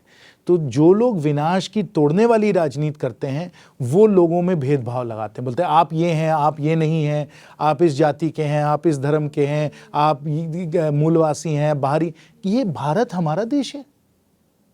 जो लोग बाहरी और मूलवासी की बात करते हैं, उन्हीं के भाई बहन आज दिल्ली में हैं, बंबई में हैं, अमेरिका में हैं, दुबई में हैं। तो ये क्या भेदभाव भाई? सब लोगों को आप अवसर दीजिए, सबको जोड़िए। और जो लोग विजनहीन हैं, यानी कि कोई विजन ही नहीं है, विजनलेस, तो वो लोग ये सब बातें करेंगे, क्योंकि छीना झपटी की ही राजनीति होती है। लेकिन अगर आप विजन दे दें कि भाई इस तरीके से, मैं तो चाहूँगा कि सबको अच्छा अच्छा रोजगार मिले, सबको अच्छी अच्छी सुविधाएं मिले, पूरे भारत में मिले, और इसी तरीके से हम लोग देश तरक्की हम लोग का करेगा। तो हम लोगों को रोजगार के अवसर कैसे लाएं, हम लोग बढ़िया बढ़िया बुनियादी सुविधाएं कैसे दें, ये विकास की राजनीति करनी है, विनाश की राजनीति नहीं करनी है। और यही दुखद बात है कि जो लोग मतलब छोटे सोच वाले होते हैं, जिनका कोई विजन नहीं होता है, जो भेदभाव का उपयोग करके 10 सीट 20 सीट जीतना चाहते हैं और फिर लूट खसोट करना चाहते हैं, उन्हीं के कारण झारखंड की ये दुर्दशा है। और ये दुखद बात है, जो झारखंड के मिट्टी के जो लोग हैं, जो झारखंड के जन्म जिनका जहाँ हुआ है, जिनका सब जिंदगी वहाँ हुआ है, ये देखकर तो हम लोगों का इतना दुख होता है, आंसू आ जाते हैं आँख में कि क्यों नहीं, हम लोग सब कुछ कर सकते हैं, झारखंड में किसी चीज़ की कमी नहीं, कितनी हम लोग तरक्की कर सकते हैं। लेकिन जब तक हम लोग भिड़े रहें, एक दूसरे के खिलाफ लड़ते रहें, इस तरीके की तोड़ने वाली राजनीति करते रहें, तो झारखंड को ही तोड़ दिया हम लोगों ने। तोड़ते तोड़ते क्या फ़ायदा हुआ? किसी को फ़ायदा हुआ? जो अभी डिस्कशन हो रहा था उसको लेकर एक चीज़ मेरे को याद आई। एक वीडियो इंटरनेट पे बहुत वायरल हो रहा है जहाँ पे एक स्कूल का बच्चा है, एक मुस्लिम बच्चा है, उसको उसकी टीचर बाकी बच्चों से कह रही है कि आप इसे मारो, और गुस्सा हो रही हैं कि ज़ोर से नहीं मार रहे हैं उसे। और एक कोई है जो वीडियो भी बड़ा खुश होके बना रहे हैं, तो इसको लेकर आपका क्या व्यू है? मैं तो कहूँगा बिल्कुल बिल्कुल ये मुजफ्फरनगर की घटना है। वहाँ पे एक स्कूल में एक हिंदू टीचर हैं, हालांकि ऐसा कहना नहीं चाहिए, लेकिन जिस तरीके से ये पूरी चीज़ें घटित हुई हैं उसमें यही परिचय दिया जा सकता है कि एक हिंदू टीचर है और एक मुस्लिम बालक है जिसने शायद कोई गलती की होगी, तो वो उठ के मैडम के पास आता है, तो मैडम पहले उससे नाम पूछनी है, उसके बाद से एक हिंदू बच्चे को बुला के उस मुस्लिम बच्चे के गाल पे थप्पड़ मरवाती हैं और ज़ोर से मारो मोहम्मदन है टाइप का। ऐसी जो चीज़ें हो रही हैं हमारे देश में, इन सारी चीज़ों पे आपका क्या विचार है? बिल्कुल गलत है, अत्यंत दुखद है। हम लोगों ने तो G20 में कहा है वसुदेव कुटुंबकम, one earth, one family, one future. One family तो हम लोगों ने पूरे विश्व को कहा है। तो देश में सब जो नागरिक हैं, देश के सब वासी हैं, वो तो हैं ही परिवार के सदस्य। तो अगर कोई इस प्रकार का भेदभाव कर रहा है, गलत व्यवहार कर रहा है, तो बिल्कुल इसकी आलोचना करनी चाहिए और बताना चाहिए कि गलत है, क्योंकि संविधान हम लोगों का स्पष्ट है, संस्कृति हमारी स्पष्ट है, पद्धति हमारी स्पष्ट है, गंगा जमुना की हमारी तहजीब है। तो इस तरीके से हम लोगों को मिलजुल के रहना है, देश को आगे ले जाना है। आप हमारी क्रिकेट टीम को देख लीजिए, हमारी विभिन्नताओं में सद्भावना लाना, हमारे रग रग में लोकतंत्र है, सब लोगों के लिए सम्मान है, ये हमारी संस्कृति, हमारी पद्धति है। इसलिए तो भारत को इतना महान माना जाता है। और हमको सब जो हम लोगों के महापुरुष हैं, महर्षि हैं, सब ने तो हम लोगों को यही सिखाया है और हम लोग उसी रास्ते पे चलें, यही मैं मानता हूँ सही है। पूरा एक देश का एक टीम है, एक इंडिया का टीम है। जब चंद्रयान की सॉफ्ट लैंडिंग में मून पे हुई और सबने ताली बजाई और सब वहाँ वैज्ञानिक बैठे थे, तो किसी ने देखा कि वो लोग क्या हैं? नहीं, क्योंकि हम लोग सब भारत के टीम पे हैं, इंडिया के टीम पे हैं। हेलो सर, मेरे एक्चुअली 2-3 क्वेश्चन है, वो इंटर रिलेटेड है। चलिए पूछिए। तो सबसे पहले तो आपने जब स्टार्ट किया था तो आप बोल रहे थे कि आप झारखंड में जब जो विमेन है वो सेफ फील नहीं करती हैं और जो यूथ है वो अपने फ्यूचर को लेके श्योर नहीं है। तो आपने इस पे कहा था कि जब वहाँ पे बीजेपी की सरकार आएगी तो आप ये सब कुछ ठीक कर देंगे। तो सबसे पहला क्वेश्चन तो ये है कि फिर आप इसी चीज़ पे मणिपुर के बारे में क्या कहेंगे? और सेकंड क्वेश्चन जो है वो ये है कि अभी फॉर एग्जांपल अभी बिग बॉस में एक जीते हैं एल्विश यादव, तो जो बीजेपी के वैसे मैं बिग बॉस नहीं देखता, इसलिए मुझे आपको बताना पड़ेगा। हाँ, मैं मीडिया से मुझे ज़्यादा मनोरंजन नहीं मिलता। मैं आपको बता रही हूँ कि वो एक यूट्यूबर भी थे और फिर वो बिग बॉस OTT जीत गए हैं। तो जब वो वापस आए जीत के, तो जो हरियाणा के CM हैं, तो उन्होंने उनके पर्सनल मीटअप में आके उन्हें ऐसे ट्रॉफ़ी वगैरह दी है। लेकिन जब जो कंट्री के लिए ओलंपिक मेडल्स जीतते थे, जब वो प्रोटेस्ट कर रहे थे, तब उन्होंने कुछ नहीं बोला। एंड थर्ड मेरा क्वेश्चन ये है कि आप जैसे कोई भी गवर्नमेंट होती है, कोई भी पार्टी होती है, तो उसकी कुछ अचीवमेंट्स और कुछ फेलियर्स होते हैं। तो आपने अचीवमेंट्स के बारे में तो बहुत सारी चीज़ें बता दी, लेकिन आप फेलियर्स के बारे में क्या कहना चाहेंगे? चलिए, ये तो आपने बड़े अच्छे प्रश्न पूछे हैं। आप मीडिया में मत आइए। नहीं, देखिए, जहाँ तक किसी भी जनप्रतिनिधि का व्यवहार है, वो उसका जवाब वो खुद दें, और जिन्होंने जो काम किया सो किया, उसके बारे में मैं क्या कह सकता हूँ? मैं तो नहीं कह सकता हूँ। जहाँ तक मणिपुर का सवाल है, इस पे माननीय गृह मंत्री जी ने, माननीय प्रधानमंत्री जी ने पूरी सफाई दी है। उन्होंने बताया है कि हर प्रयास चल रहा है कि जिसमें कि वहाँ चाहे महिला हो, युवा हो, कोई भी हो, उनको सुरक्षित किया जाए। बहुत बड़े पैमाने पे सेंट्रल फोर्सेस को वहाँ लगाया गया है। अगर आप समाचार अगर आप पढ़ रही हैं तो आपको नज़र आएगा कि वहाँ आज के समय हिंसात्मक जो घटनाएं हैं वो काफ़ी कम हुई हैं, और पूरी कोशिश है कि जल्द से जल्द वहाँ शांति का वातावरण बने। सब लोगों को जो कठिनाइयाँ जो उन लोगों को महसूस करनी पड़ी हैं, उसके लिए उन लोगों को पूरी तरीके से मुआवजा मिले, और जो अच्छी तरीके से जो मणिपुर में सब कुछ चल रहा था वो फिर एक बार उस वातावरण को हम लोग बनाएं। इनका एक्चुअली उस मणिपुर वाले में ना बहुत तेज सवाल ये है कि प्रधानमंत्री जी को बोलने में 3 महीने लग गए। क्यों लगे? प्रधानमंत्री जी ने पूरी तरीके से इसका बयान दिया है। उन्होंने जब इसके बारे में बातचीत की सदन में, उसके पहले जब उन्होंने बयान दिया, उन्होंने पूरी तरीके से अपनी बात रखी। सिर्फ सदन में उस दिन नहीं, उसके पहले भी उन्होंने बात रखी थी। सर, एक तरफ जहां आप हो गए जो एनर्जी कंजर्वेशन पे बात कर रहे हैं, सस्टेनेबल डेवलपमेंट के बारे में बात कर रहे हैं, दूसरी तरफ सर हमारे ऐसे और भी नेता हैं जिसमें कोई कह देता है कि चंद्रयान जब लौट के आएगा तो उसका स्वागत करेंगे हम लोग। तो और सर हाँ, कुछ लोग कहते हैं कि यात्री पहुंच गए तो उसकी भी बधाई दे दी, किसी ने नासा को क्रेडिट दे दिया। और सर एक तरफ आप हैं जो कह रहे हैं कि क्रिटिसिज्म ज़रूरी है, कंस्ट्रक्टिव का मतलब एक अगर डिस्कशन होता है तो ये हेल्दी होता है, आप एक्सेप्ट कर रहे हैं, डेमोक्रेसी है। दूसरी तरफ कोई ऐसा लीडर है कि अगर मीडिया वाला सवाल पूछने जा रहा है तो उसको हटा दिया, धक्का देके भगा दिया। तो सर ऐसे सेम प्लेटर में आप जैसे लीडर भी हैं, वो भी हैं, तो सर कभी ऐसा होता है कि आपके मन में ऐसा आता हो यार, आप जैसे जो पढ़े लिखे लीडर्स हैं, उन लोगों को भी ऐसा लगता है कि हमें एक एजुकेट करना चाहिए या फिर इन लोगों को ये बेसिक एथिक्स भी हमें सिखाए जाने चाहिए? पार्टी में भी कुछ ऐसा स्किल डेवलपमेंट टाइप की चीज़ें हैं? हमारे पार्टी में बहुत प्रशिक्षण जैसे सर मुझे लगता है कि अगर मैंने यही बात पूछी थी एक आपकी पार्टी के प्रवक्ता थे उनसे भी कि कोई बिल आ रहा है, अगर CA NRC है या फिर बीट लाइक GST ओनली, तो क्या आप अपनी ही पार्टी में ग्रास रूट लेवल पे लोगों को एजुकेट किया जाता है? बिल्कुल किया जाता है, और बहुत अवसर होते हैं जब हम लोग बौद्धिक अपना करते हैं, जब हम लोगों को महत्वपूर्ण विषयों पे बताया जाता है कि इस प्रकार से आप सबको समझाइए। हम लोग करते भी हैं, निरंतर करते रहते हैं। लेकिन जहाँ तक कुछ नेताओं का व्यवहार है, उसके लिए देखिए वो खुद जिम्मेवार हैं। पहली बात, अधिकांश उसमें किसी भी पार्टी, किसी भी दल की जिम्मेवारी नहीं है। वो खुद व्यक्तिगत तौर पे, निजी तौर पे उन्होंने कुछ कह दिया तो कह दिया, वो भी लोकतंत्र में स्वतंत्र हैं, जो चाहे बोलें। लेकिन अंतिम जिम्मेवारी जनता की है। अगर आपको कोई ऐसा नेता नज़र आया जो गलत सलत बात कर रहे हैं, गलत सलत असंवैधानिक काम कर रहे हैं, जो हिंसात्मक काम कर रहे हैं, जो नफरत वगैरह फैला रहे हैं, जो भी आपको पसंद ना हो, आपके पास अधिकार है, आपका अपना वोट है। सर मेरा सवाल है हजारीबाग से रिलेटेड है। वहाँ पे आप खेल के क्षेत्र में क्या कर रहे हैं? क्योंकि मैं देख रहा हूँ जैसे गिद्दी स्टेडियम मैं जब से बड़ा हो रहा हूँ तो उसको दिन पे दिन जर्जर होते हुए देख रहा हूँ, और उधर कुछ भी नहीं हो रहा है खेल के क्षेत्र में। तो आप क्या कर रहे हैं?